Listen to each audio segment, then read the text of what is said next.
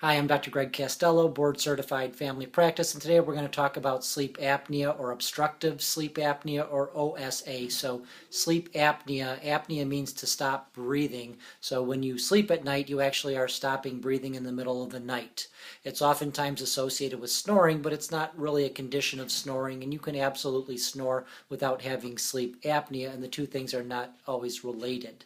Sleep apnea needs to be considered as a disease. It's not a snoring condition. It's not a social issue. It's actually a disease. So if you picture sleep apnea as going to bed in a bathtub of water and someone literally every 1 to 2 minutes is pushing your head underwater and you gasp and choke and catch your breath and oxygen level drops and then you kind of fall back to sleep and a couple minutes later you do it all over again, that's sleep apnea.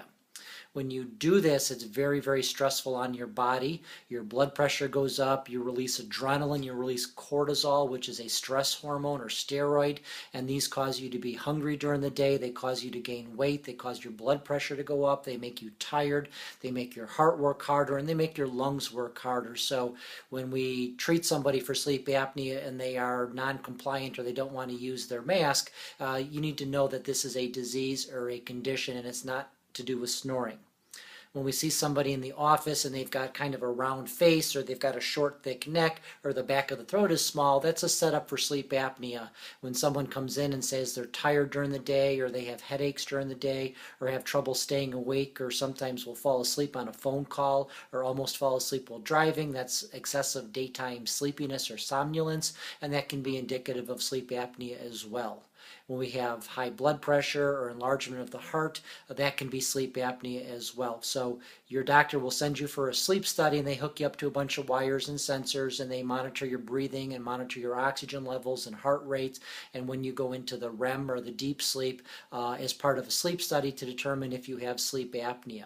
If you do have sleep apnea and it's of a certain severity, you'll wear a mask at night or what's called nasal pillow. It's a little thing underneath the nose that pushes air into your airways and keeps you breathing through the night. You sometimes feel better right away, sometimes it's kind of subtle.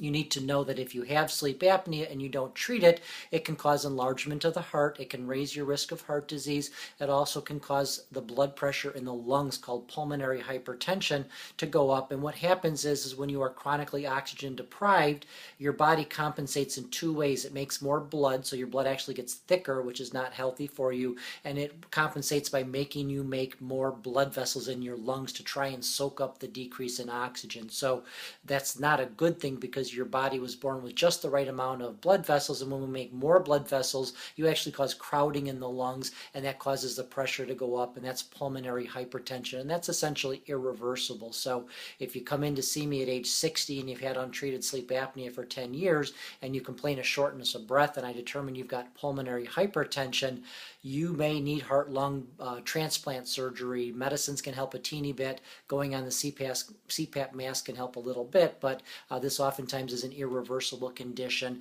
and happens over many years. So you can go online and there's some screening tests for sleep apnea. You can ask your doctor about sleep apnea as well. But if you snore, if your bed partner tells you you stop breathing at night or you gasp for air, that's probably sleep apnea. If you wake up unrested or tired in the morning, regardless of how many hours you've slept, that may be sleep apnea because it's not restful sleep, it's troubled sleep.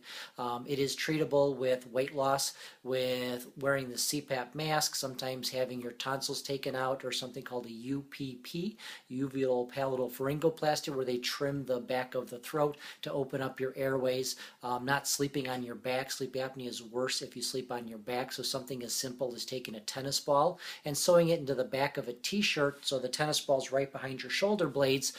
If you try and sleep on your back at night, the tennis ball gets stuck in between your shoulder blades and it's uncomfortable and makes you roll on your side, and that can help sleep apnea.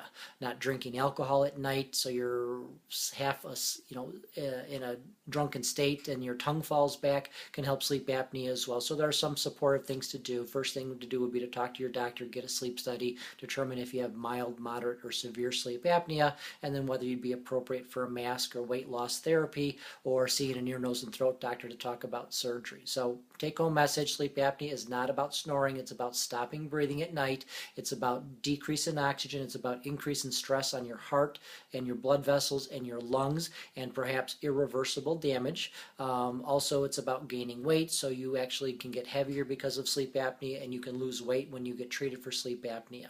Ask your doctor, Dr. Greg Castello. Thanks.